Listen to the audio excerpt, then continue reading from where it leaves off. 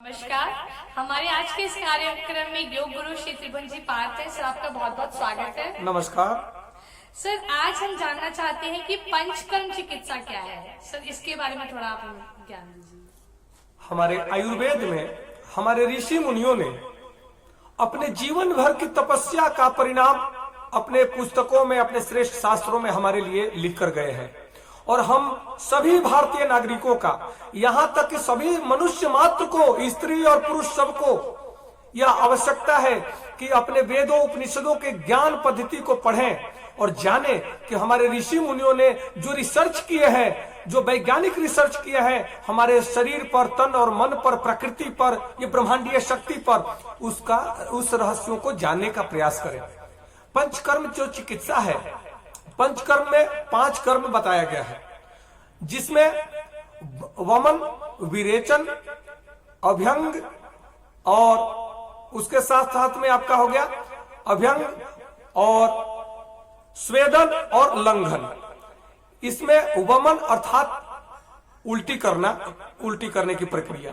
जैसे सुबह सुबह हम भर पेट पानी पी लिए और गुनगुना पानी करके पी लेते हैं, 5-6 गिलास पी लिए, जब तक हमें उल्टी ना आने लगे तब तक खाली पेट हम सुबह पी लेते हैं। और उसके बाद अपने नाभि को दबाते हुए और घुटने की तरह आगे की ओर झुक करके हम उल्टी करते हैं। ये वमन क्रिया होता है। इसे करने से एसिडिटी वगैरह ठीक हो जाता है, पेट की गर्मी और पेट में जो अनावश्यक तत्व है, जो विषाक्त तत्व है, वो बाहर निकल जाता है। विरेचन के माध्यम से अर्थात दस्त के माध्यम से हम दवा देते हैं आयुर्वेदिक, जिससे दस्त के माध्यम से भी हम अपने आंतों को शुद्ध करते हैं।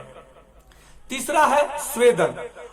कहीं दर्द हो या शरीर को स्वेदन करके, गर्मी दे करके भी, जैसे सूरज की रोशनी से भी स्वेदन होता है, या कहीं अगर दर्द है, कहीं सूजन है, तो वहां पे अजवाइन को पोटली बना करके भी हम स्वेदन करते हैं। और कई प्रकार का स्वेदन का भी प्रक्रिया हमारे योग शास्त्र में है। उसके साथ साथ में अभ्यंग अर्थात तेल का मालिश करना। तेल का पूरे शरीर में मालिश किया जाता है। उसके साथ साथ में नाक कान में भी तेल डालने का परंपरा हमारा रहा है। आंखों में अंजन करने की परंपरा रही है। तो हमारा ये चिकित्सा करने से हमारा आंख, नाक, कान हमेशा ठीक रहता था और रहता है। उसके साथ साथ में जब तेल का मालिश होता है हमारे शरीर में, तो हमारे त्वचा में कभी भी फुफुंदी नहीं लगता, एलर्जी नहीं होता। और वह त्वचा के माध्यम से, क्योंकि त्वचा में हमारे करोड़ों छिद्र हैं, करोड़ों छिद्र के माध्यम से वह तेल का अंतः शोधन होता है और वह अंतर मांसपेशियों को जाता है और फिर हमारी मांसपेशियां मजबूत होती है। और मालिश करने से ब्लड सर्कुलेशन बेहतर होता है, जिसके कारण ब्लड प्रेशर का बीमारी कभी नहीं होता था पहले। अब तो बात बात में ब्लड प्रेशर लो या हाई हो जाता है, लेकिन मालिश के माध्यम से हम ब्लड प्रेशर को नियंत्रित करने का यह हमारा साधन था। उसके साथ साथ में जब मालिश होता है तो ये घुटने, कमर दर्द वगैरह, ये स्पॉन्डिलाइटिस वगैरह, सर्वाइकल वगैरह, ये सब नहीं होता है। लेकिन हमने ये प्रक्रिया को छोड़ दिया, जिसका कारण है कि हम कई बीमारियों से हम ग्रसित हो रहे हैं। पंचकर्म के माध्यम से हम संपूर्ण स्वास्थ्य को प्राप्त करने की विधि है ये हमारा, मानसिक और शारीरिक दोनों तरह की। उसके बाद आता है कि हमारा उपवास करने का, अर्थात लंघन, उपवास करने की प्रक्रिया। जो लोग ज्यादा मोटे हो जाते हैं, जिनके पेट में अपच ज्यादा रहता है, गैस बनता है, उनको सप्ताह में 1 बार उपवास करने की प्रक्रिया किया जाता है।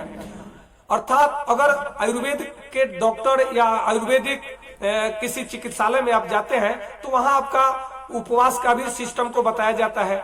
उसका भी एक बहुत अच्छा सिस्टम है कि कल अगर उपवास करना है तो आप आज आपको क्या खाना है, कितना खाना है। फिर कल आपको उपवास करना है तो जल का भी उपवास करना है कि केवल अन्न का उपवास करना है, आपकी स्थिति को देखकर किया जाता है।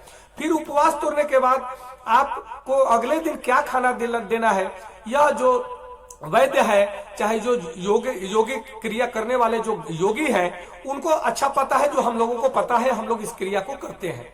इस कारण जब भी आप देखते हैं कि गांव पे हमने देखा है, आप भी देखते होंगे कि जैसे बड़ों को, किसी को सर में दर्द होता है, शरीर में दर्द होता है, तो बच्चों से कहते हैं बेटा थोड़ा शरीर पे चढ़ जा और मेरे शरीर को दबा दे। वह बच्चा शरीर पे चढ़ जाता है, दबाता है। या कुछ लोग जो बड़े हैं वो मालिश करते हैं, हाथों से मालिश करते हैं। थोड़ी देर बाद वो कहते हैं नहीं अब सर का दर्द ठीक हो गया, और बस रहने दो। अर्थात वो ब्लड सर्कुलेशन जो बढ़ा हुआ था, ब्लड सर्कुलेशन नॉर्मल हो गया, शरीर को का मांसपेशियों का मर्दन हो गया, मालिश हो गया, सब आराम रिलैक्स हो गया, बॉडी हमारा रिलैक्स हो गया, हमारा मन रिलैक्स हो गया। यह एक बहुत ही शुद्ध और श्रेष्ठ क्रिया है, यौगिक क्रिया है, पंचकर्म क्रिया। ये ऋषियों का वरदान है जो हम लोगों को 100 वर्ष तक निरोग जीवन जीने के लिए एक बेहतर सूत्र रूपी वरदान दिए हैं हमें, जिसको हमें अपने जीवन में अपनाना चाहिए। सर बहुत बहुत धन्यवाद आपका कि आज आपने हमें इसके बारे में नॉलेज दी। सर आपका बहुत बहुत शुक्रिया, इससे सभी लोग फायदा उठाएंगे। सर नमस्कार। नमस्कार।